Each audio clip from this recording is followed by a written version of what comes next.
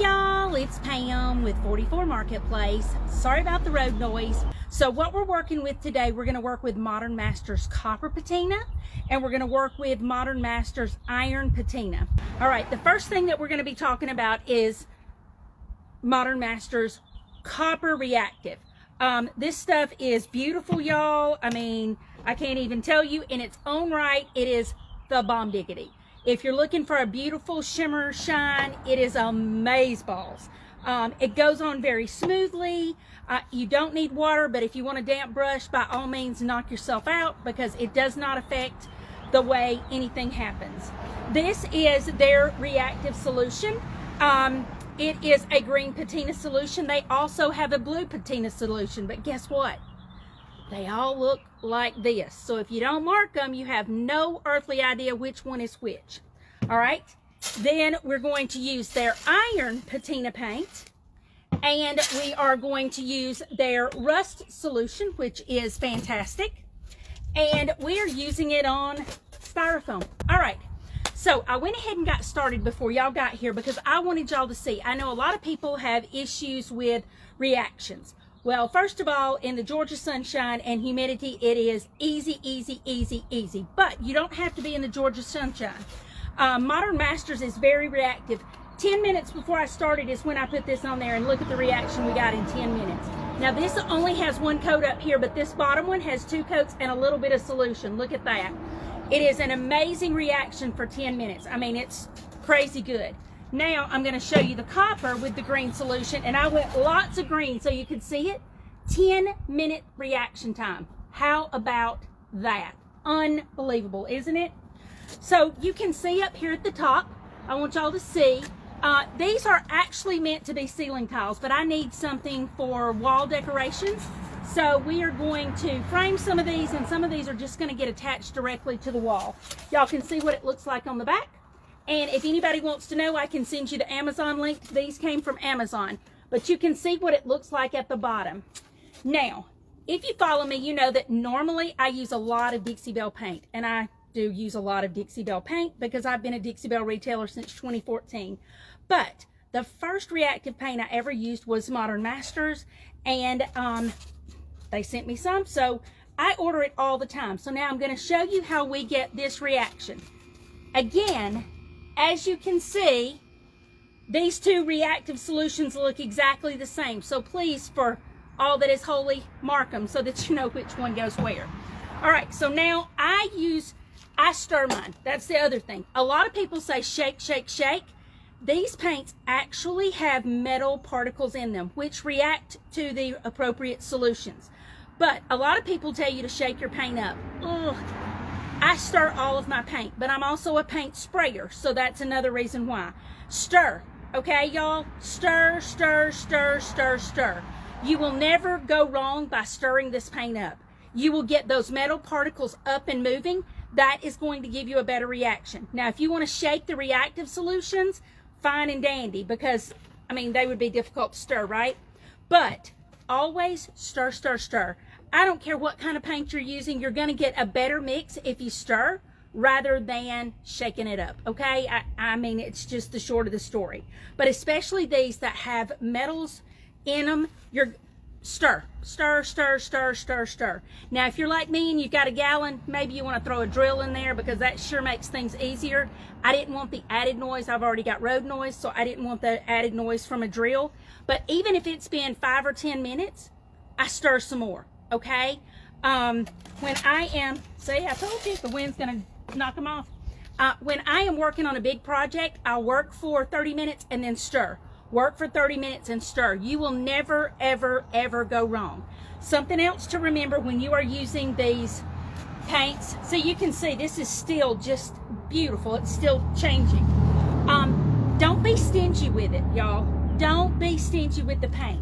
When you're putting it on, don't wipe your brush on the edge. Make sure and have some paint on your brush and put it on there. I'm going to spin y'all down so you can see me brushing, so hang tight. Can y'all see me? Yes. All right. So until the wind grabs it, y'all are going to be right here with me. All right, so now we've got 1 coat on here, and we're putting our 2nd coat on, okay? So when you're putting your second coat on, don't be stingy with it, because the more metal particles you have on here, the better off you are. Now, Modern Masters recommends that you give 30 minutes between coats. So we are easily within those boundaries. I hope y'all can see. I'm sorry, it's so bright out here with the sunshine.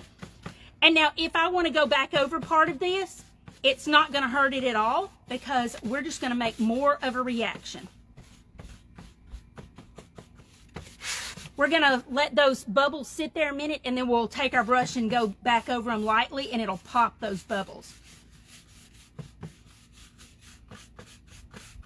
Can y'all see all of the detail in this? Is this not amazing?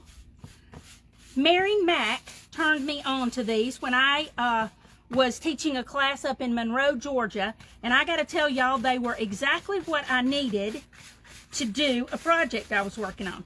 Now, the question comes up a lot. Can you mix these? Absolutely. What I normally do if I'm going to mix them, I do one coat and get the reaction kind of that I'm looking for, and then I go back in and add, like, I may put copper over this, but I'll wait until I get all of my rust that I needed. Sorry, I got to spin this around so I can get it on there.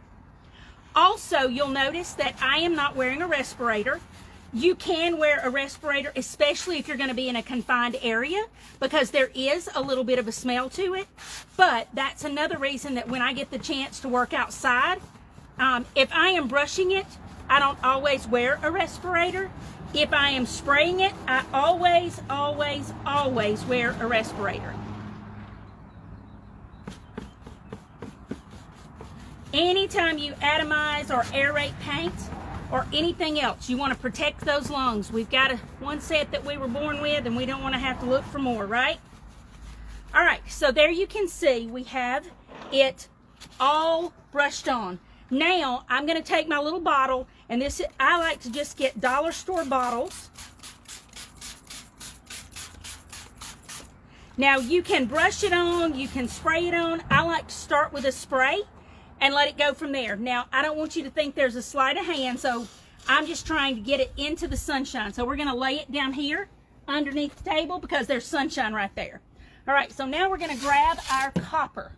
This one is our copper. You can see, look how pretty that is. Isn't that gorgeous?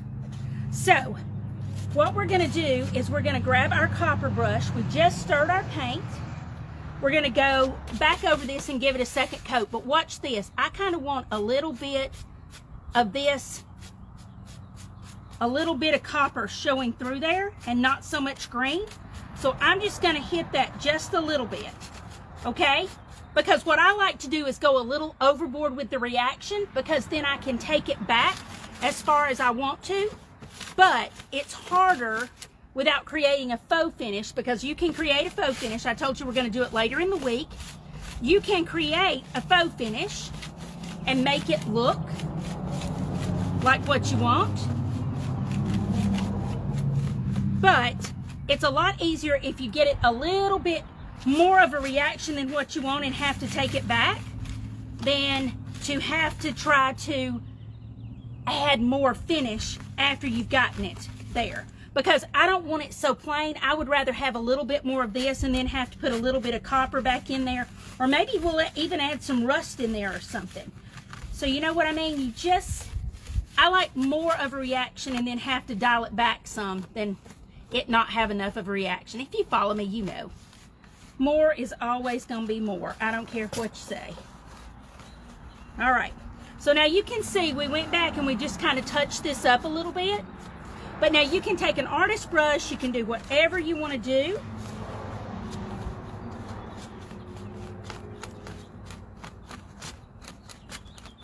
All right.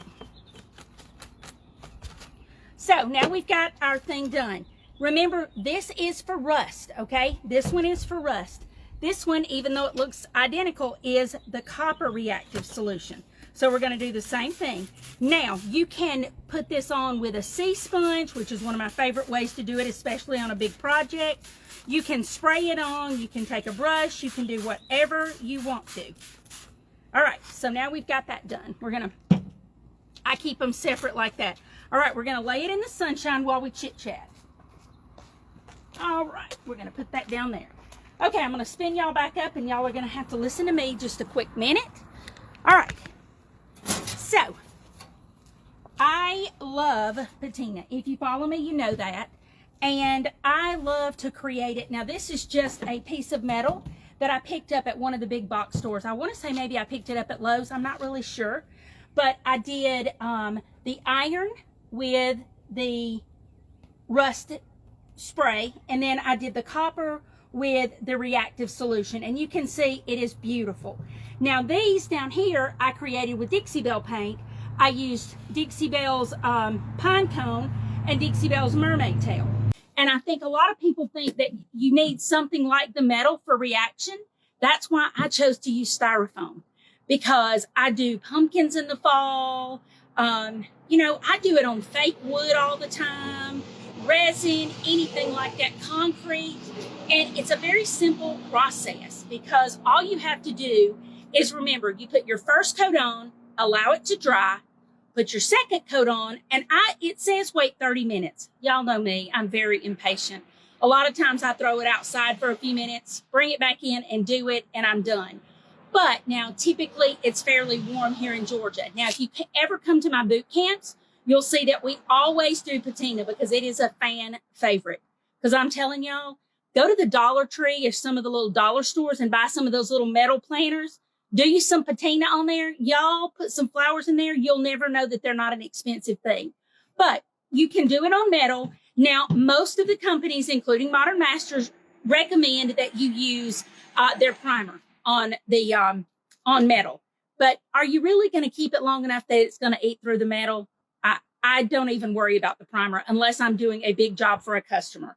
So this one, even though I put it directly on the metal, no primer underneath there. And you can see, and I wanted you to see with the pine cone how it mimics the rust. And then the mermaid tail and vintage duck egg both mimic the patina that is created on copper.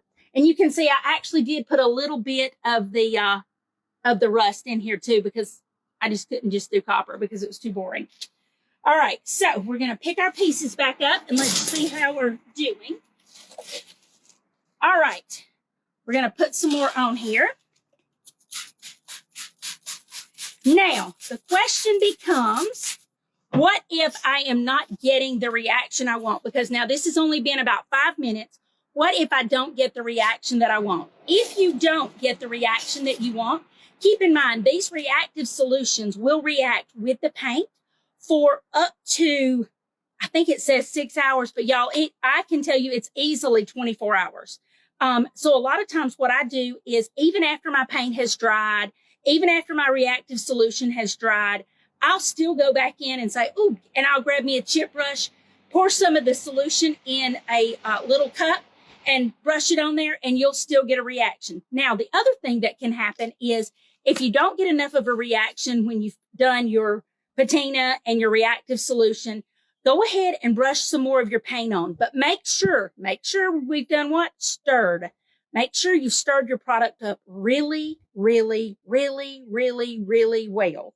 And then add some more of your paint, because every once in a while, I've seen people, when they are doing their patina, they paint it like they're painting a piece of furniture. And if you paint it like you're painting it with regular paint, you're usually not putting on a heavy enough coat to get a good reaction. Another thing that you can do, instead of just painting it, you can take your brush and daub it. Let me see. I think I got a piece of cardboard over here.